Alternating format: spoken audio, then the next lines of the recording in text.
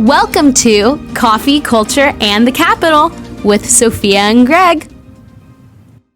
Hello, everyone, and welcome back to Coffee, Culture, and the Capitol. We have some fun things to talk to you all about today, but before we get into it, we'll mention our coffee. I've already had a coffee for the day, so I'm just drinking water on this podcast. She actually drinks a lot of water. I always make fun of her. Yeah. How many of those do you have to drink a day? So I drink 3 of these a day because it's 40 ounces, and that gives me a full gallon. But before, I had a whole big gallon water bottle, and it had like times on it. It was like, make sure you drink this much water by this time. But this fits in my car better. It keeps the water colder. So now 3 of these for a gallon a day. Yeah, I'm sorry. That's a generational thing, and that's crazy. Yeah, he thinks it's crazy to drink water. That much water. Okay, so your drink. I have coffee. Cold coffee. Cold brew. Cold brew, which I don't usually drink, and I didn't realize that it has extra caffeine, but so I'm going to be very watered. Yes, but now on to the important stuff. Yeah. We are going to be talking to you all about the Chino Valley Unified School Board meeting where a parental rights notification was passed. We're going to be clearing up a lot of misinformation that's been spread in the media as well as by elected officials here in Sacramento. And then we also are going to talk to you all about today, the U.S. Congress had a hearing regarding gender-affirming care. Gender-affirming care. Yeah, exactly. It's for those of you that are listening, can't watching, there was quotes thrown up in the air. And then we are also going to talk about 2 events we have coming up. One event is we're co-hosting it with some great groups. That's going to be here at the Capitol. And another event is just one that we will be speaking at, and it's going to be in Beverly Hills this Saturday. Ooh, exciting. So let's dive in. We have talked about the parent notification policy here on the podcast before. That's right. But for those that might be unfamiliar or haven't heard about it, can you give them a little explanation about it, Greg? Yeah, this started as an idea for a piece of legislation, AB 1314.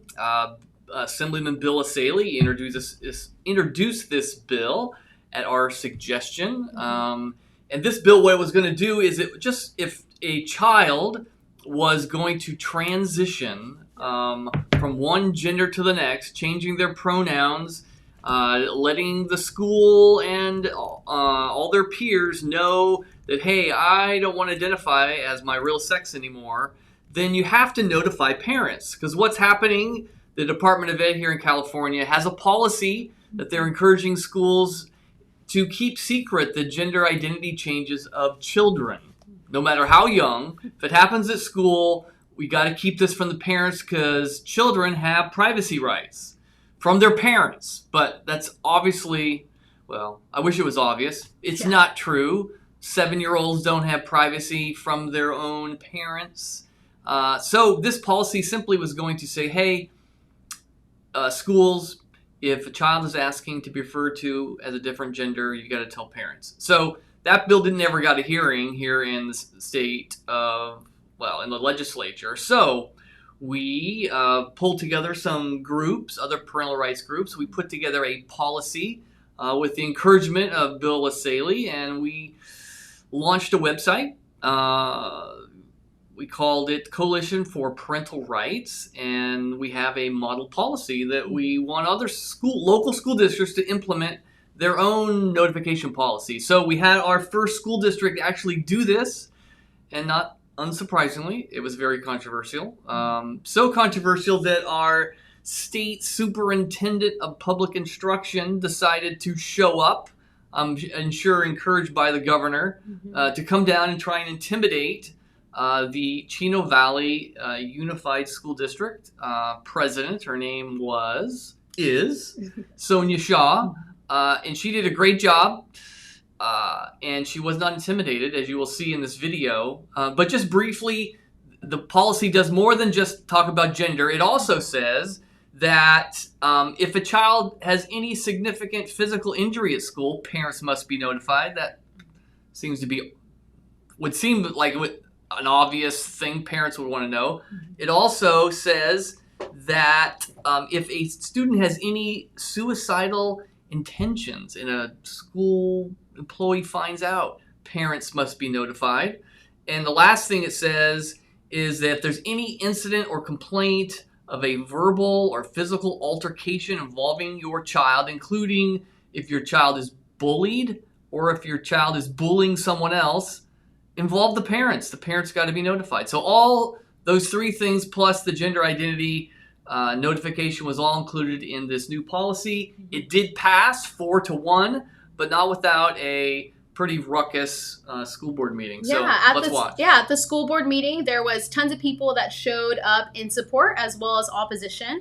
And as Greg mentioned, we have Tony Thurmond, who showed up to the meeting to speak in opposition. There was 83 people that signed up to speak regarding the policy. That's right. Each person was given 1 minute. Even Assemblymember Bill Wesley, who was there in support of the bill, was also only given 1 minute and was cut off after his 1 minute was up. Yeah. When people would speak, after their 1 minute was up, the microphone would go off and they would have to leave the podium. That's right. So Tony Thurmond was actually the first person to speak, and let's check out how that went. For our students, but may put our students at risk because they may not be in homes where they can be safe. Time. And I learned something from a previous board president. Guys, be respectful.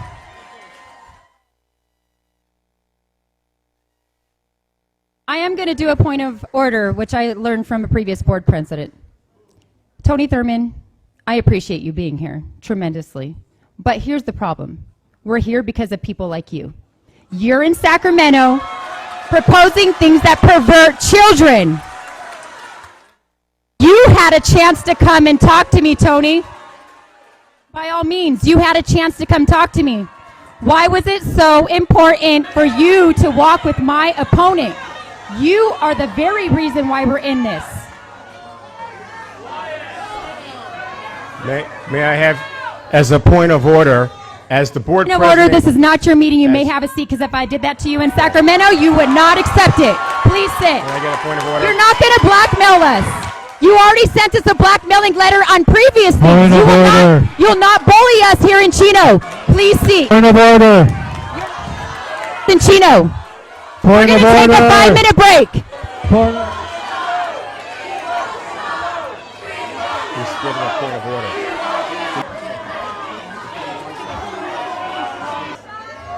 We have 1 down, 82 to go. I'm going to reconvene the regular meeting. Please bring it down, guys. We got to get through this. So you can see it was a lot of conflict there. And what was happening is, why was the superintendent of the state coming to a local school board, right?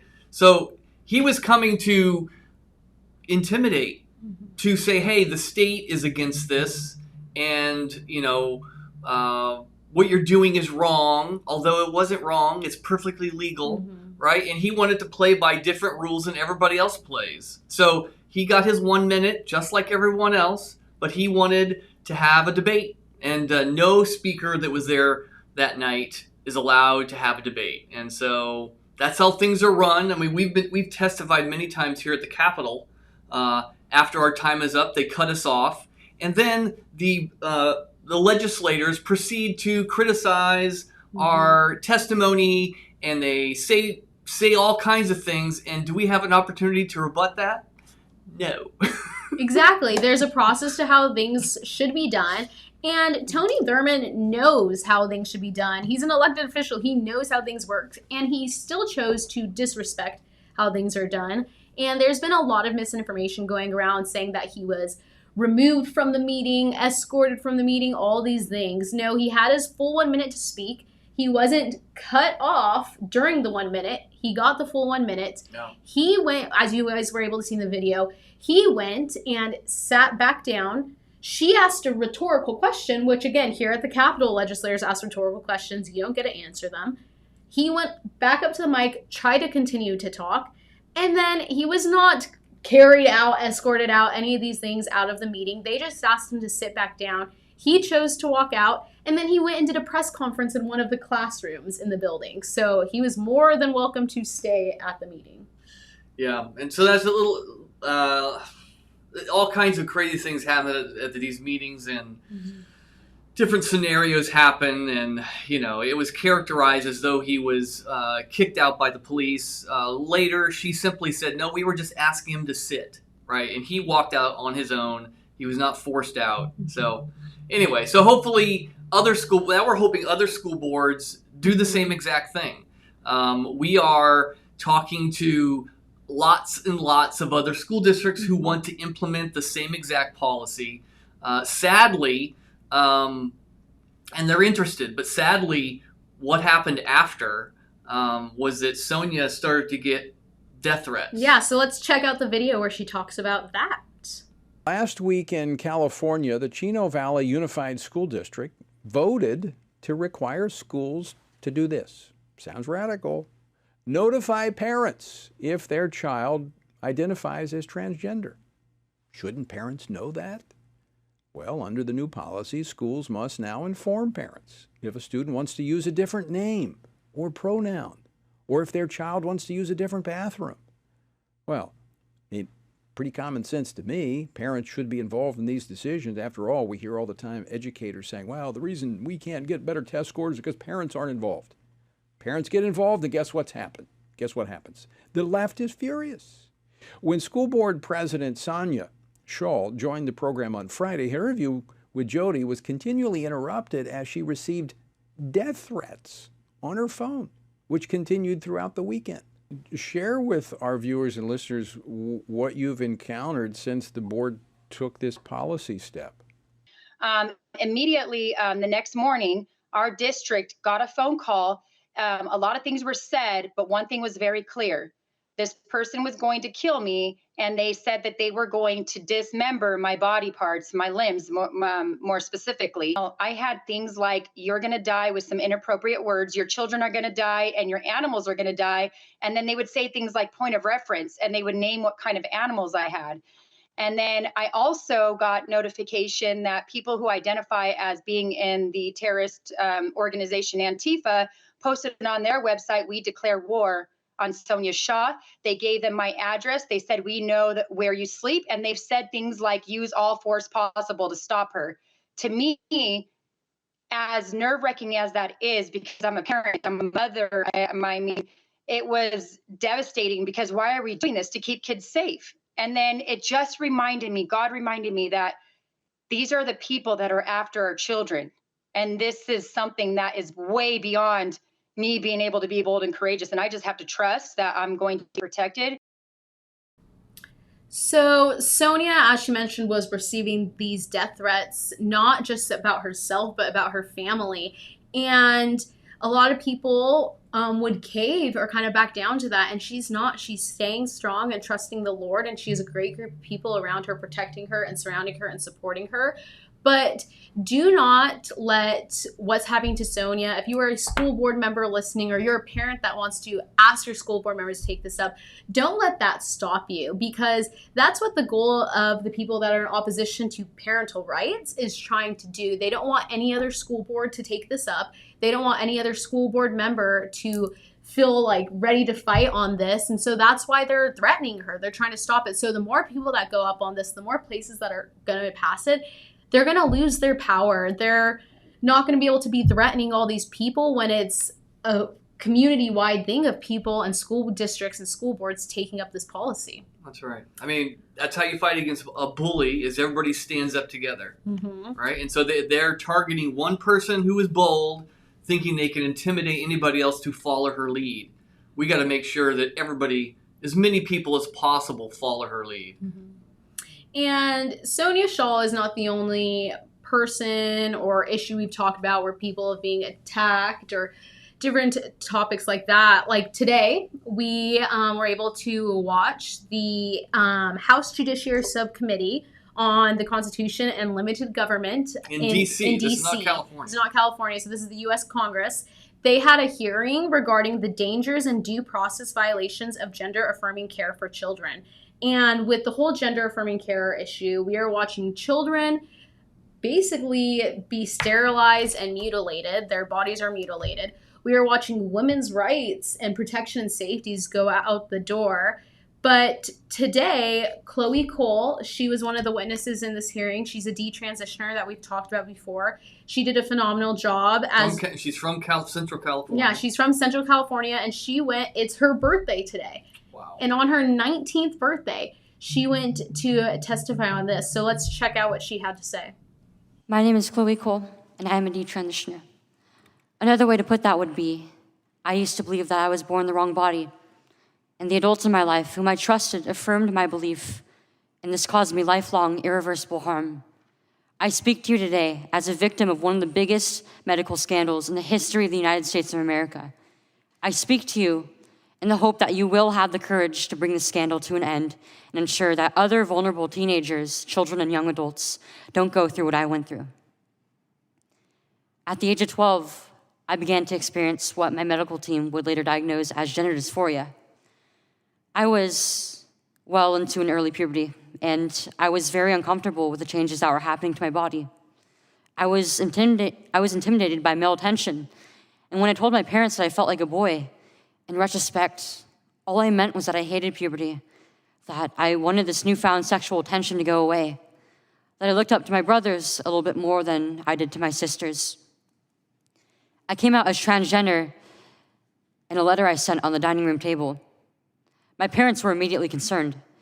They felt like they needed to get outside help from medical professionals, but this proved to be a mistake. It immediately set our entire family down a path of ideologically motivated deceit and coercion. The gender specialist I was taken to see told my parents that I needed to be put on puberty-blocking drugs right away. They asked my parents a simple question: would you rather have a dead daughter or a living transgender son?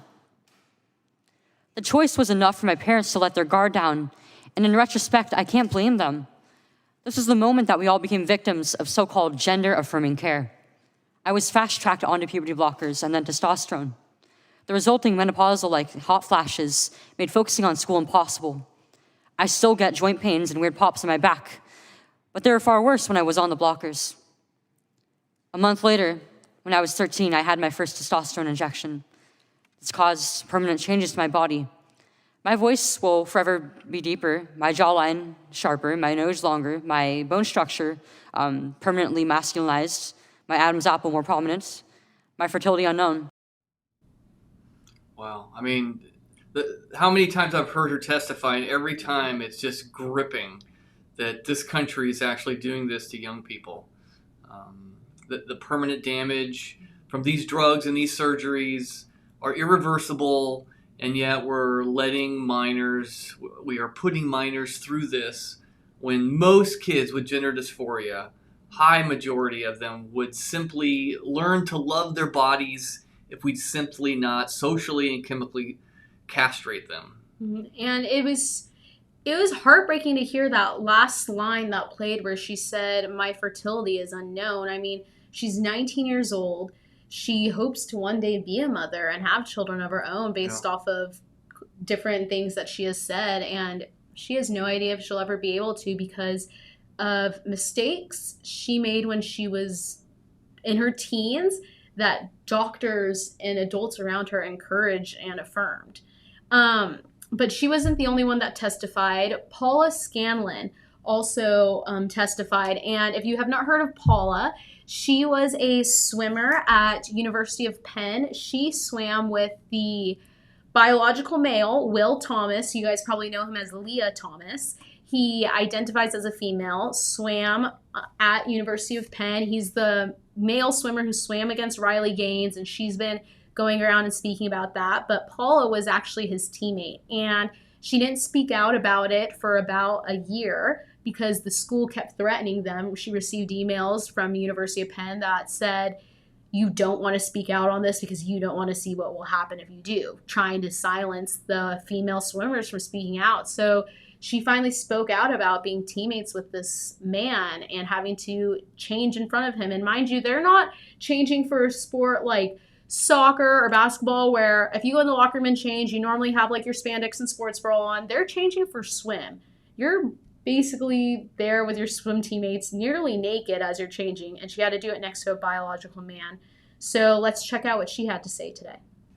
My teammates and I were forced to undress in the presence of Leah, a 6'4", tall, biological male, fully intact with male genitalia, 18 times per week. Some girls opted to change in bathroom stalls, and others used the family bathroom to avoid this. When we tried to voice our concerns to the athletic department, we were told that Leah's swimming and being in our locker room was a non-negotiable, and we were offered psychological services to attempt to re-educate us to become comfortable with the idea of undressing in front of a male. To sum up the university's response, we, the women, were the problem, not the victims. We were expected to conform, to move over, and shut up. Our feelings didn't matter. The university was gaslighting and fear-mongering women to validate the feelings and identity of a male. I don't know how in the world we got to accommodate, where it was normal to accommodate this kind of thing. I mean, should be protecting young women from men who, men around the world have a reputation for not treating women well. And that's why we keep them safe in private bathrooms, in private areas. And all of a sudden we just throw that out the window. I mean, I've got 2 daughters, and I would never let them into a situation where they have to get naked in front of, the random male in a bathroom. And so we should all be outraged. But for whatever reason, it's now we're socially pressured to not be outraged. But I was happy to see that one of the legislators in this hearing had the appropriate response and was appropriately outraged that we're even consider this. So yeah, Congressman Wesley Hunt, he's from Texas. He represents the 38th district in Texas. He did a phenomenal job defending women. Yeah. And we have it on our social media, and someone commented and they put it perfectly. Finally, we have a real man defending real women. And what they meant by real man is not biological man, but this is what men should be doing. They should be protecting women and females and making sure they're not being harmed or put in danger. So let's check out what Congressman Hunt had to say. And I can assure you that my 4-year-old and my 2-year-old daughters will not change in front of biological men. This is ridiculous. I don't care what party you are a part of. If you think that we are all equal and the same biologically, you've literally lost your mind.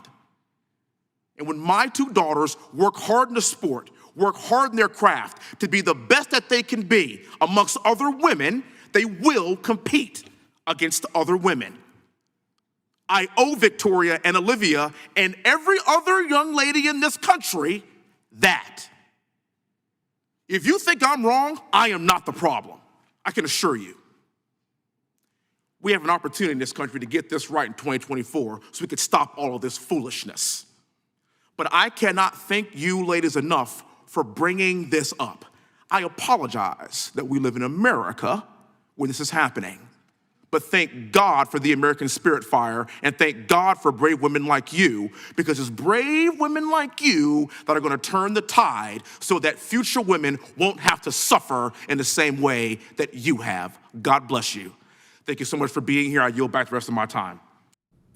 And he put everything perfectly with what he had to say, as well as how he mentioned it's current women right now that have to fight to save future women from enduring this and it getting worse. And it's gone too far. You can't stay silent on this anymore. You have to speak about the fact that there's men entering women's spaces. And think about it. If a man wants to use a woman's restroom and not a men's restroom, there's obviously something wrong with that man. And so we should just now let him into the women's restroom. If I were to enter a restroom, a public restroom, and a man were to walk in, I wouldn't think, oh, maybe he identifies as a woman. I would run out of that restroom scared for my life, not knowing what's going to happen. And so men and women both need to stand up and speak out on this. And all those clips we just played for you, those were just 2 minutes from about each of their 5-minute whole testimony and everything they had to say. So go ahead and check out our YouTube channel, California Family Council on YouTube. We have the full 5-minute clips from each of them, and you can hear from them all and all the amazing things they had to say today. Sounds good. Hey, and we also want to kind of announce a couple things that are coming up, some events that you get to participate in. Yeah, and how we've been talking about the Chino Valley School Board and men and boys being in girls' restrooms. There's a lot under attack, and a lot of it is parental rights under attack, right, Greg? No, that's right. And so we have joined together with two other organizations, the Capitol Resource Institute and Real Impact. And we are going to put on a parental rights rally and lobby day next month. And so we are encouraging any Californian concerned about parental rights and all these bills that are being pushed, robbing parents of the right to direct the upbringing and the health care of their own kids. We want you to come to Sacramento on the 21st of August. We are going to be training folks on how to lobby or organize you into small little groups, and we'll be going over to the Legislative Office building and talking to legislative offices. But we're also going to throw a huge rally, and guess who's coming to speak? Pastor Jack Hibbs will be speaking at the rally, as well as Sonia Shaw, the CVUSD school board president, who we just were talking about and showing you all the videos. As well as we have a couple other big-named, well-known speakers that will be coming, and we'll be announcing those shortly. But we're expecting a couple thousand people to show up to this. So, again, Monday, August 21st, book your flight, get ready to get over here, book your hotel. It's going to be a great day. Hopefully, it's going to be a day that's going to kill some of these bills. No, that's right. There's a couple bills that we're particularly fighting against. One is AB 665, which lets minors consent to their own mental health care once they reach age 12. They can also leave home and be put in a residential facility with no accusation of abuse. A kid can just be persuaded, hey, the teacher can convince them that his parents aren't safe and whisk them off to some house, and you don't have to have any parental rights, parental consent, and parents will be struggling to find out where the heck their kids went.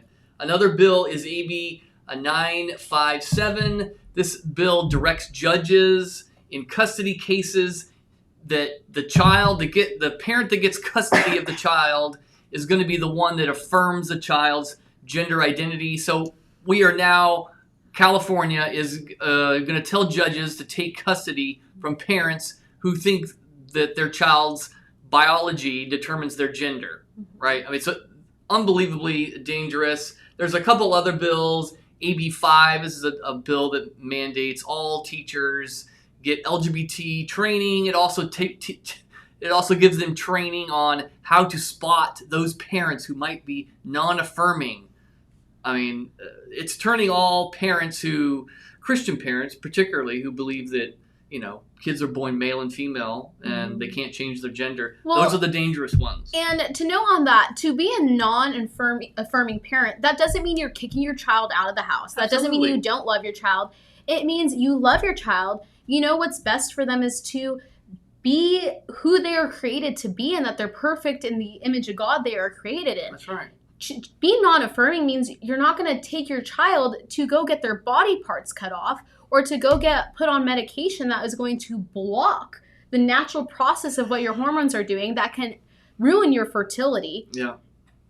So there's not really anything wrong with being non-affirming. They're very smart to throw the word affirming in there because it just makes it sound all wonderful and fuzzy. But really it's, it's mutilating your child. And is there one other bill that we're going to be? Yes, sorry, forgot to. There's another bill that's attacking the local control over what school districts you put for curriculum. This is AB 1078.